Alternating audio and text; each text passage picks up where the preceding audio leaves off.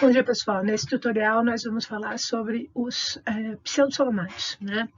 Como vocês podem ver aqui na nossa árvore evolutiva, os pseudosolomádeos englobam, né, inúmeros filos, esses que estão em vermelho. São pequenos filos que antigamente eram colocados no único filo, mas que hoje as relações evolutivas deles estão em andamento, né? Então, eles compõem aqui os primeiros grupos que representam a linha dos protostômios. Antigamente, né, como eu disse, então, eles eram conhecidos como asqueomintes, né? E eram colocados dentro desse grupo todos aqueles animais que não tinham nenhum celoma muito bem definido, claramente nem eram acelomados, né? Possuíam algum tipo de cavidade preenchida por líquido, mas que não encontravam um padrão. Atualmente sabe-se que as relações evolutivas deles elas não são assim tão fortes para justificar a presença deles no único filo. Eles foram desmembrados em mais ou menos 12 filos. Os estudos ainda estão em andamento. Os pesquisadores têm muitas dificuldades para poder entender como que são as relações evolutivas desses filos. Essas dificuldades elas vêm pelo fato de eles serem pouco conhecidos, né? São filos muito pequenos, tem poucas espécies. Vem pelo fato da definição de acelomado, pseudocelomado ou celomado ser utilizado como uma forma para agrupar os organismos por conta de uma tradição e talvez ela precisa de alteração nessas definições. A gente tem um problema que a maioria desses animais eles têm hábitos de vida muito especializados, né? Ou eles são intersticiais, boa parte deles são intersticiais, ou seja, vivem nas piscininhas formadas entre os grãos de areia, são muito pequenos, microscópicos, né?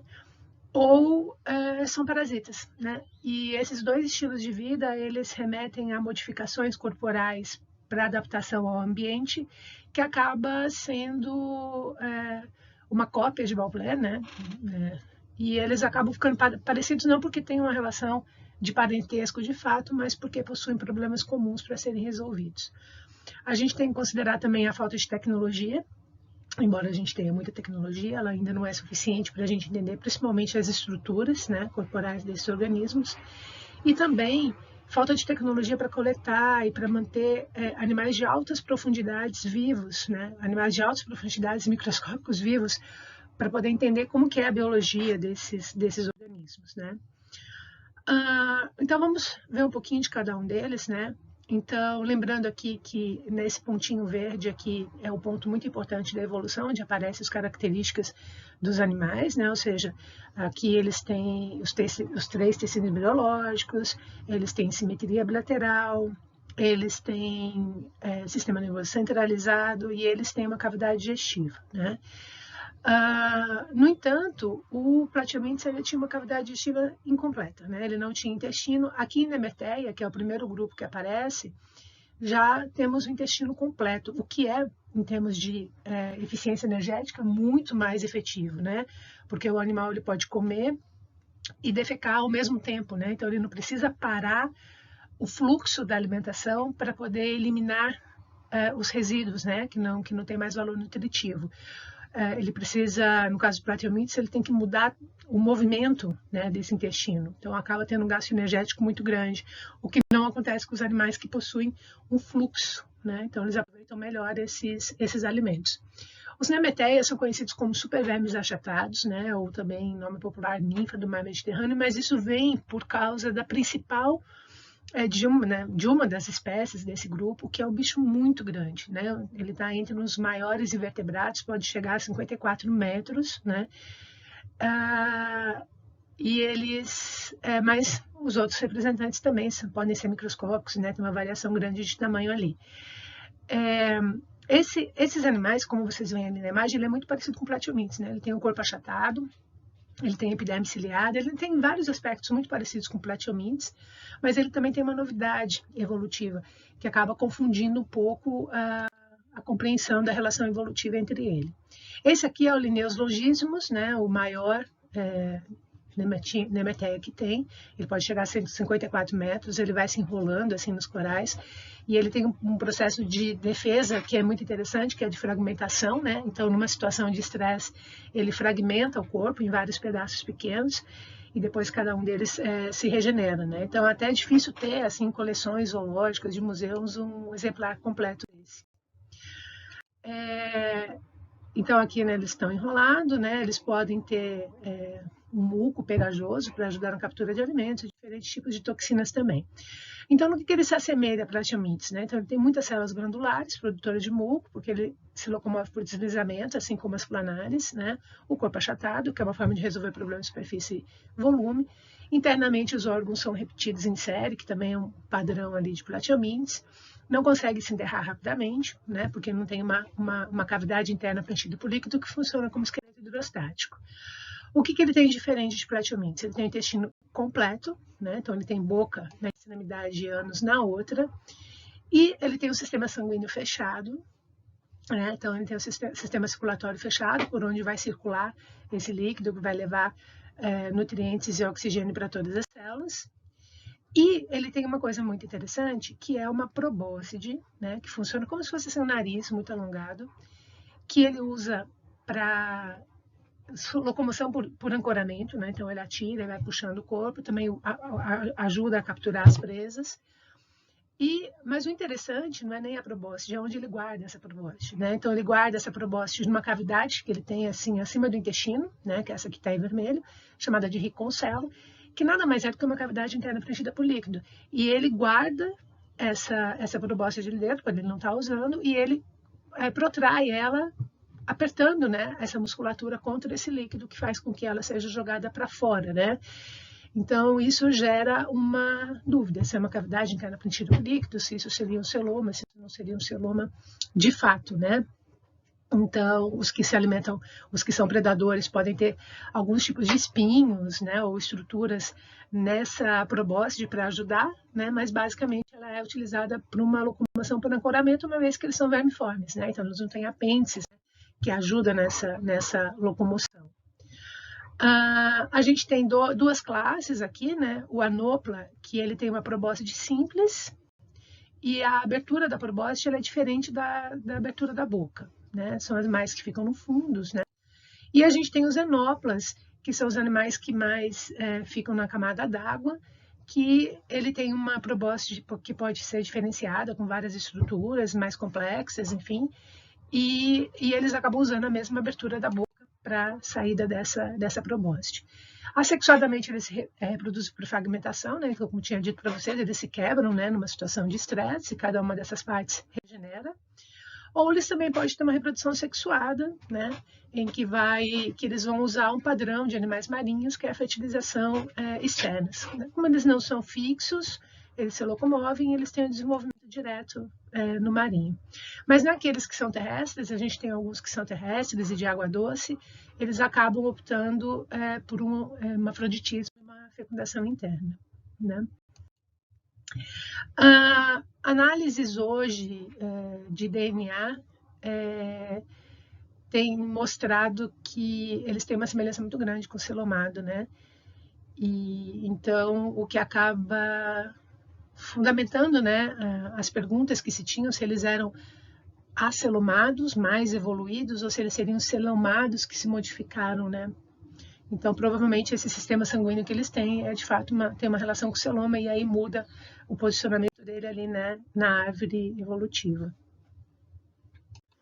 O próximo filo é Gnatostomúlida, ou Gnatostomula. Eles vão entrar aqui num grupo de animais que são intersticiais, né? Então, eles acabam ficando muito semelhantes por conta disso. Lembrando que animais intersticiais são aqueles que vivem nos interstícios, né? Naquela piscininha que forma entre os grãos de areia ou entre as grãos de terra, né? E automaticamente são animais que são microscópicos, né? Precisa ter o corpo alongado para se deslizar entre esses interstícios. Precisa ter um sistema de colagem no substrato para não ser levado pela correnteza. Eles vão ser basicamente hermafroditas, né? vai correr o risco de encontrar nessa piscininha só indivíduos do mesmo sexo.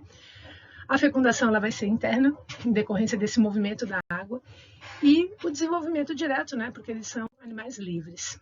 Gnathos tomulida, então, significa mandíbula na boca, são animais marinhos, de poucos milímetros, né, que tem o corpo também transparente, e a gente consegue ver aqui uma estrutura mais rígida na mandíbula, que chama-se mandíbula, né, que na verdade é uma estrutura que ele usa para raspar as algas dos grãos de areias, né.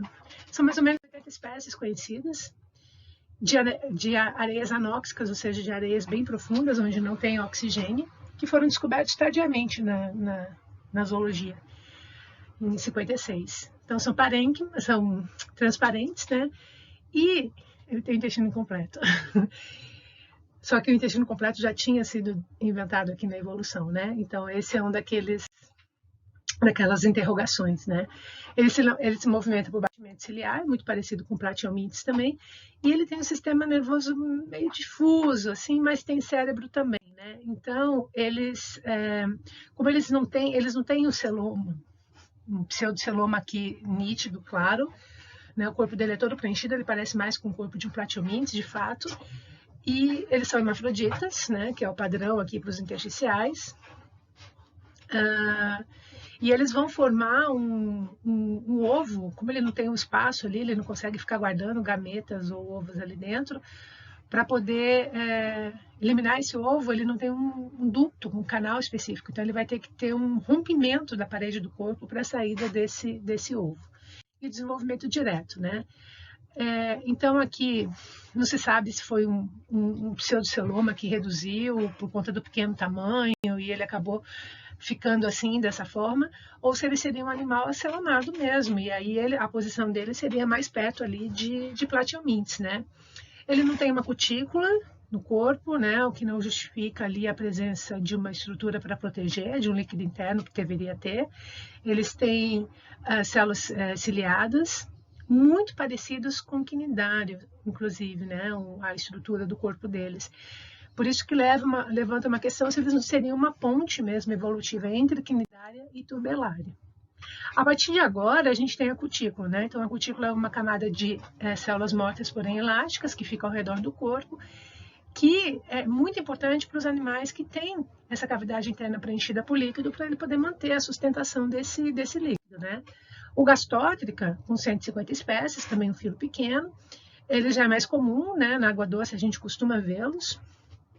Gastótrica significa cabelo no estômago, forma de cabelo, né? São animais marinhos ou de águas doces, intersticiais, bem pequenininhos, também com poucos milímetros, né?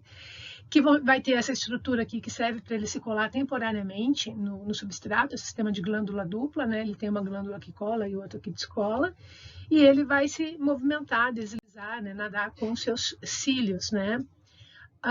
Algumas outras espécies vão ter essa forma mais de fita aqui, né? E o corpo dele vai ser coberto por essas escamas. Na verdade, como ele tem uma cutícula que cobre esses cílios, os animais que têm cutícula não têm a epiderme ciliada, né? Como ele é uma transição, ele ainda tem as duas coisas, né? Então, essa cutícula pode juntar esses cílios e formar espinhos mais grossos ou até escamas, né? Ou até escamas. São hermafroditas, né? Animais de água doce têm a estratégia de partenogenese, né? Ou seja, na ausência do macho, a fêmea consegue produzir os ovos 2Ns, né? Normal. O ovo também sai por ruptura da parede do corpo e também eles têm um desenvolvimento direto.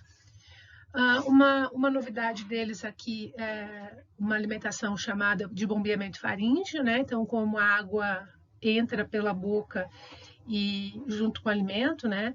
E ele engolir a água seria também baixar a eficiência energética de um substrato que já tem pouco nutrientes. Então, ele tem como se fosse uma peneira, né? Onde a água sai e só o alimento fica preso nessa peneira, que é o que vai ser levado para o intestino. O que acaba sendo parecido com o que vai ser inventado mais tarde. Eles também não têm uma cavidade corporal típica ainda de um pseudocelomato. Agora sim, né? A partir daqui de quinorrinca, ele já tem uma cavidade interna preenchida por líquido bem óbvia, né? Inclusive, ele pode aproveitar esse espaço para guardar cabeça, que a gente vai chamar de introverte, né? Lembrando que eles são vermiformes, né? Eles não têm apêndices para ajudar na locomoção, e a locomoção por ancoramento ela é muito importante. Então, a partir de agora, eles têm o pseudoceloma, né, que a gente já tinha visto, uma cavidade interna preenchida por líquido, onde ele vai ter a endoderme, a cavidade, a mesoderme em contato com a ectoderme, né, ou seja, uma cavidade incompleta, né. A principal função dessa cavidade é funcionar como esqueleto hidrostático, mas, obviamente, ela cumpre outras funções importantes também, como espaço para os órgãos, espaço para poder guardar gametas e, inclusive, partes do corpo. Quinorrinca significa movimento do focinho, justamente porque essa parte anterior do corpo, que é chamada de introverte, ela pode ser guardada e protraída, e ele usa para ancorar, né, para se locomover por ancoramento. A gente ainda está falando de animais pequenininhos, né, com poucos milímetros. No caso deles aqui, eles são marinhos, né? E essa cabeça, né, essa introverte, ela é muito parecida com outros pseudocelomados, porque ela tem espinhos, né? Esses espinhos justamente são utilizados para fazer esse ancoramento.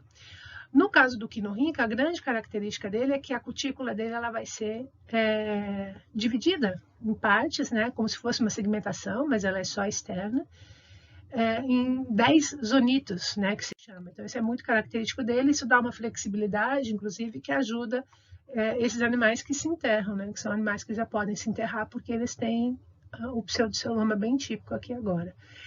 Essa introverte, então, ela tem um cone oral, né, um tubinho, e ela vai ter vários espinhos aqui, né, que ela pode ser guardada, né, e tirada de dentro do corpo. Nunca foi visto cópula desse animal, sabe que tem macho e fêmea, tem o desenvolvimento direto, né, como eu disse para vocês, são espécies que não são muito conhecidas.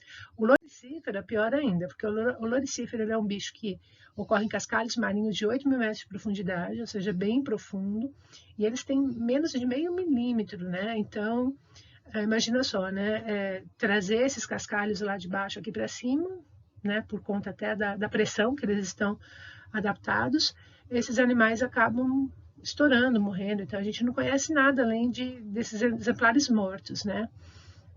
É um filo pequeno, de 14 a 18 indivíduos, tem algumas espécies que estão ali para serem descritas ainda, que foram descobertas também recentemente aqui na nossa história, na história da zoologia.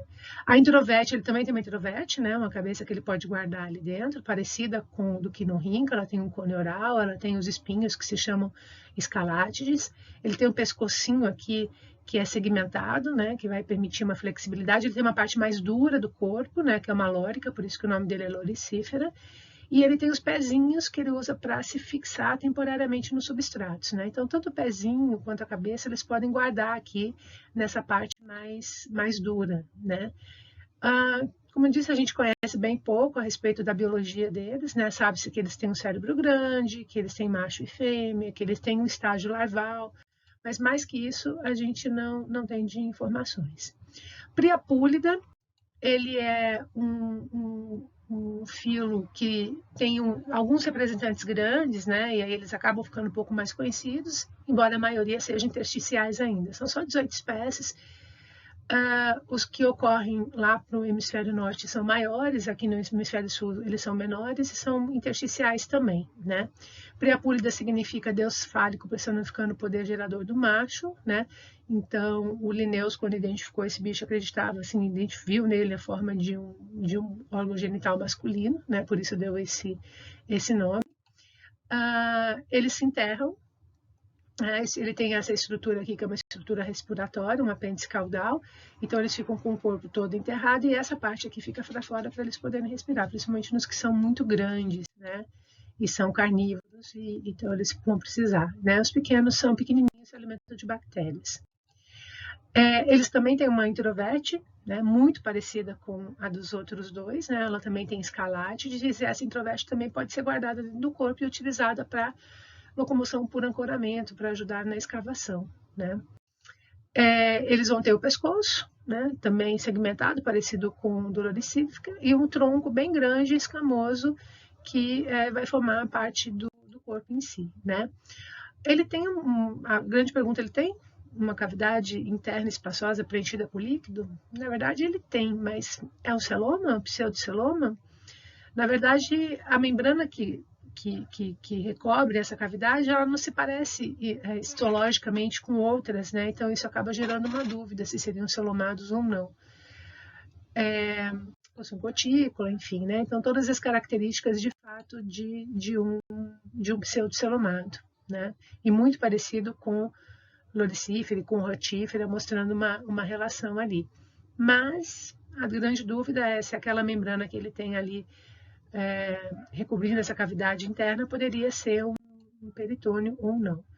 A partir de agora, a gente vai ver os animais que são parasitas, né? Os parasitas, eles possuem problemas comuns, né? E a gente diferencia os endo e os ectoparasitas, né? A grande pergunta é, para um endoparasita, como entrar no hospedeiro? Geralmente ele entra pela boca, né? O tubo digestivo é o lugar do corpo que tem menos sistema imunológico, né? Já que se coloca muita comida, algo estranho dentro desse intestino, então o sistema imunológico ele atua menos. Então ele opta por entrar pela boca e se fixar nesse intestino, né? Ele precisa ter estratégia para se defender do sistema imunológico, para não ser digerido, já que ele está no intestino. Ele precisa decidir se ele vai comer um alimento que já está digerido ou se ele vai se alimentar do sangue, por exemplo, desse hospedeiro.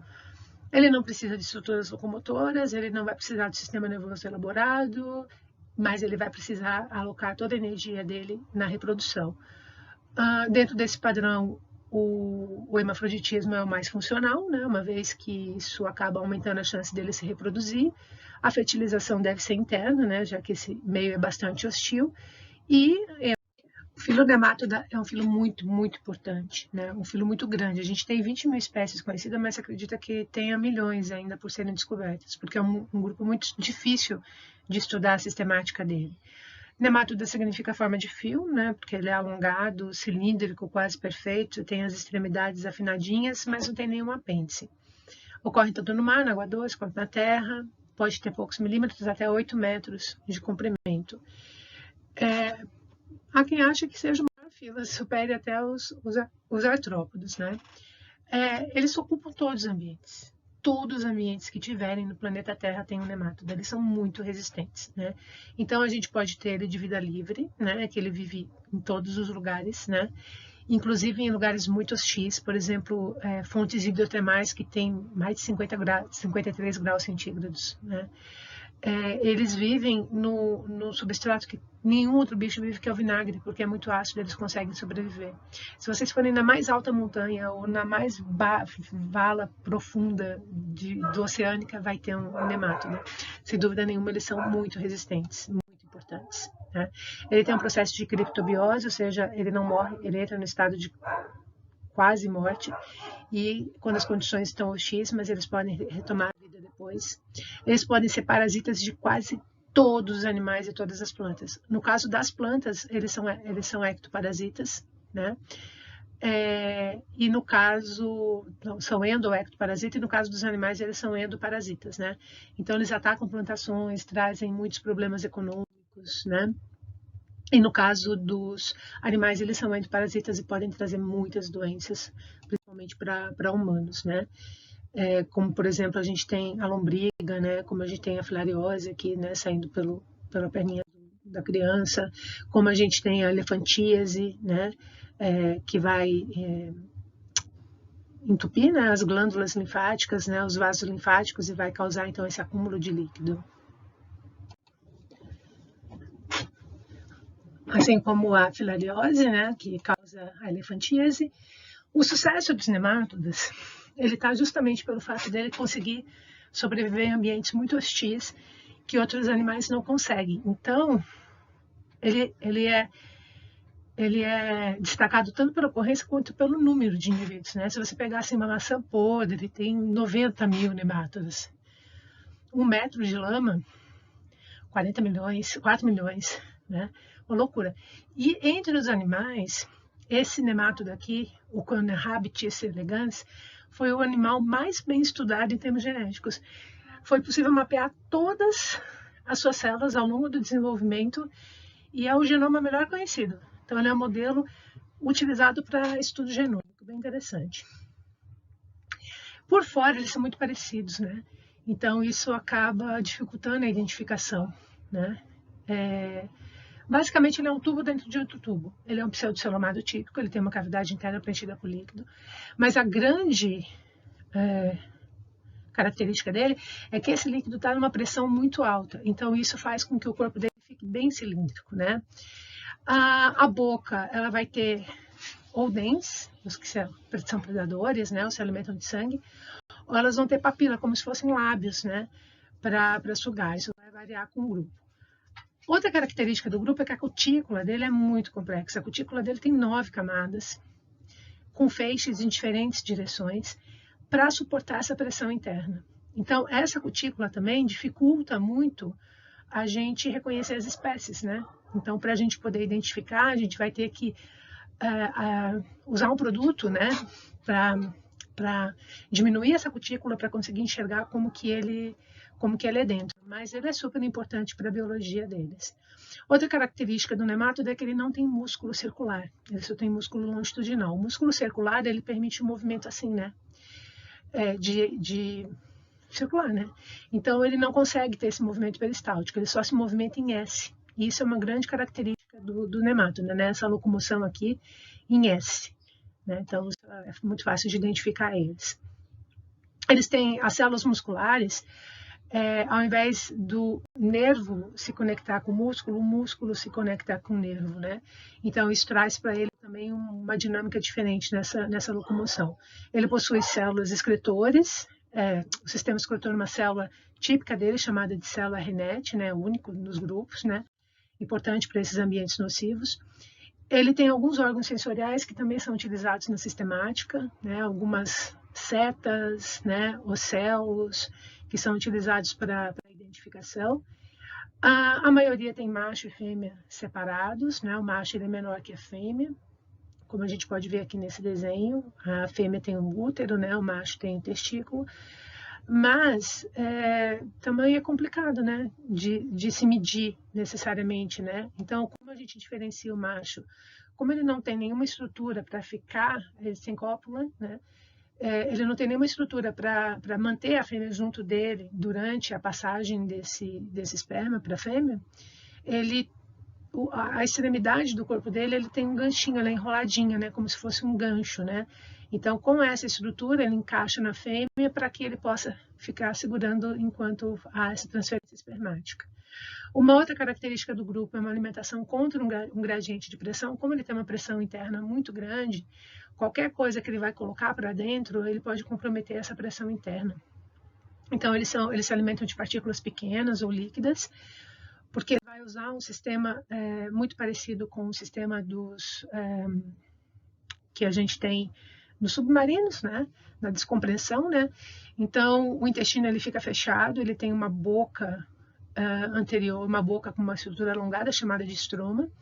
Quando ele vai se alimentar, ele fecha essa válvula do estômago, dos líquidos internos, o alimento entra, ele fecha essa parte anterior e só então ele abre essa válvula para o alimento poder entrar.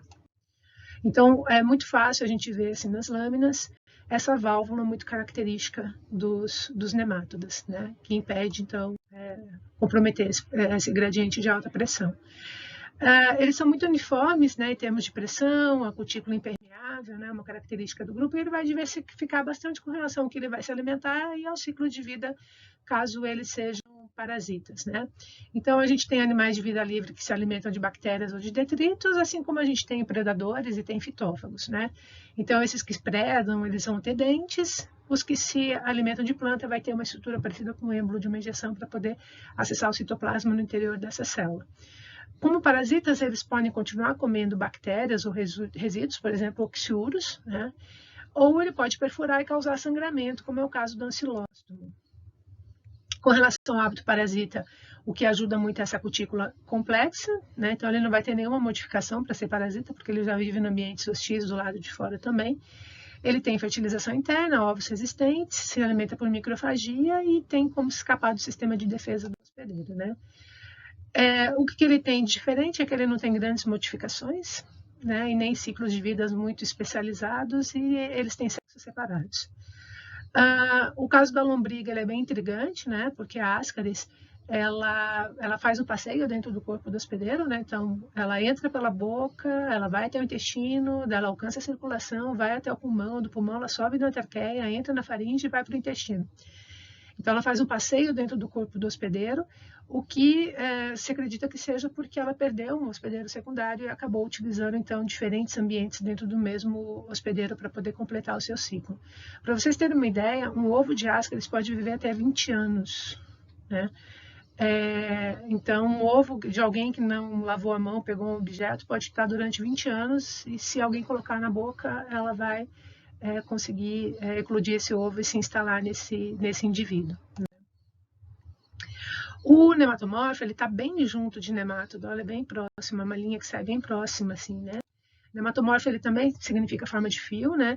Ele difere um pouco do nemátoda, porque ele é mais fino e comprido, né? Do que o nemátoda.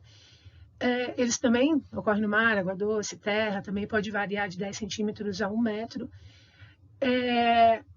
A diferença é que eles parasitam artrópoda, né? Então, eles são muito parecidos com o nemátoda, né? O que difere é que a fase adulta, quando ele é jovem, ele é parasita de invertebrados, e quando ele é adulto, ele vai para o ambiente, no rio, no fundo dos rios, para poder se reproduzir. Essa fase de adulto é muito breve, né? Ele não alimenta, então ele tem uma série de reduções dos órgãos internos, que é um pouco diferente do nemátoda. E é bem interessante aqui, porque como ele precisa ir para a água, ele vai alterar o comportamento do hospedeiro, né? Então, os insetos que têm esses animais, esses parasitas, eles alteram o seu comportamento e saltam na água para ele conseguir sair.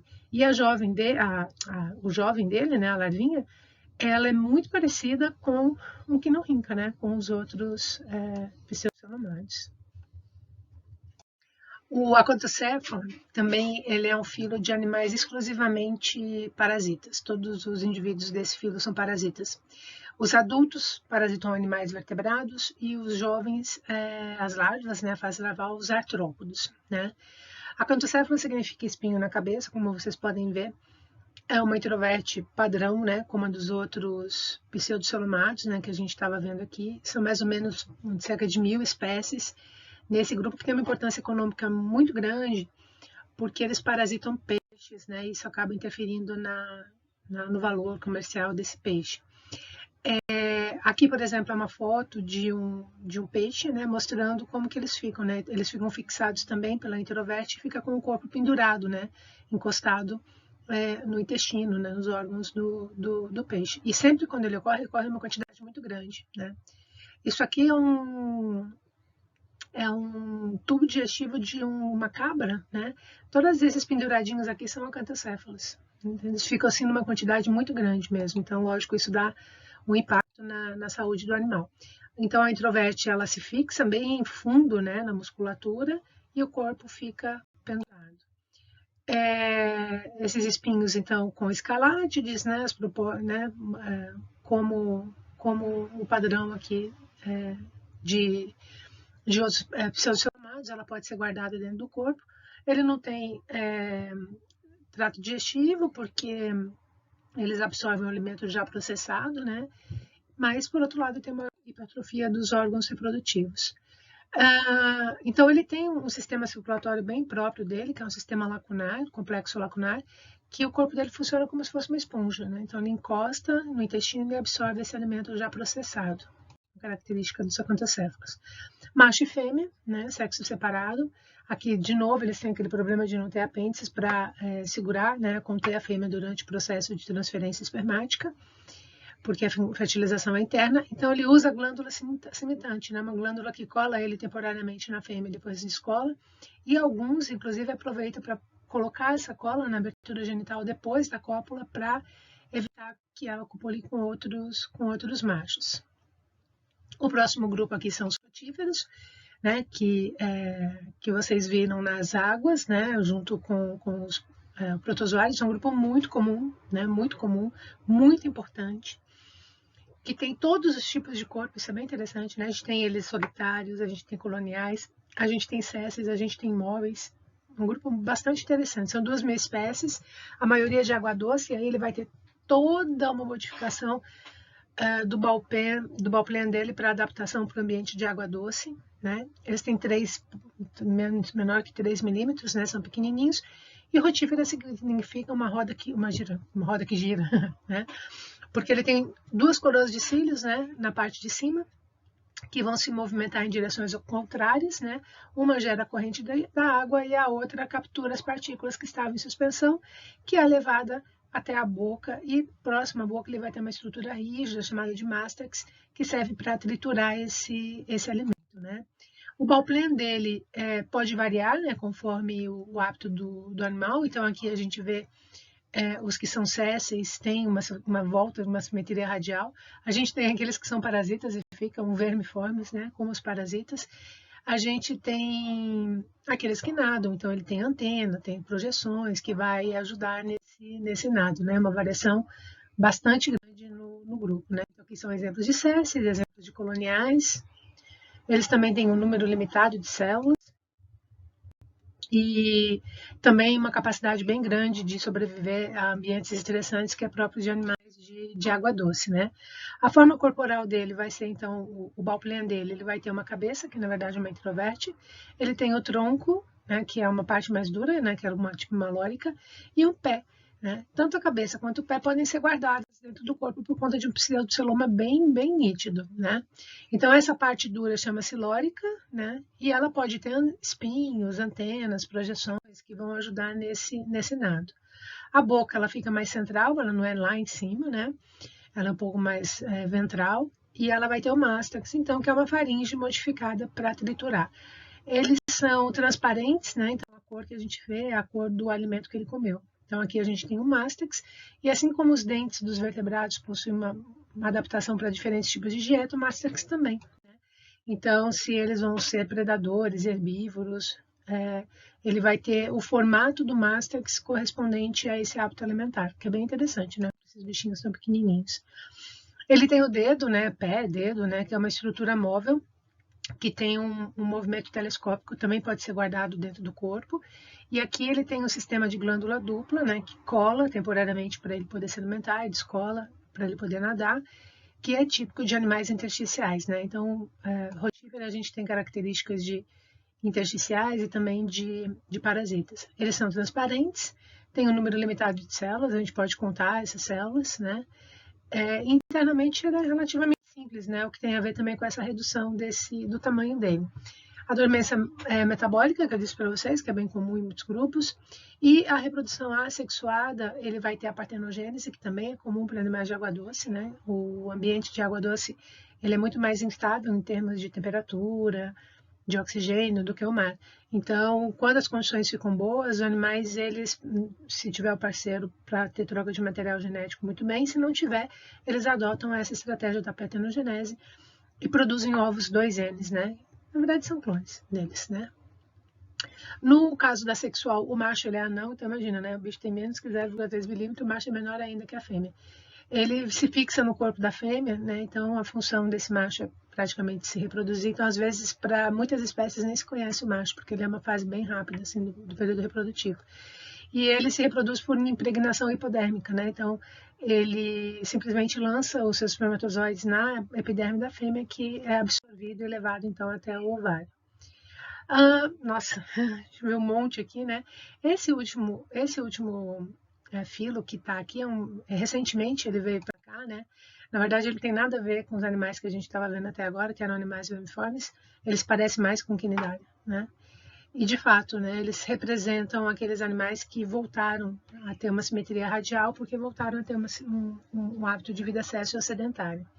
Na verdade, o Entoprocta, eles estavam juntos com o Ectoprocta lá na linha dos deuterostômios, num filo chamado Lophophoridae.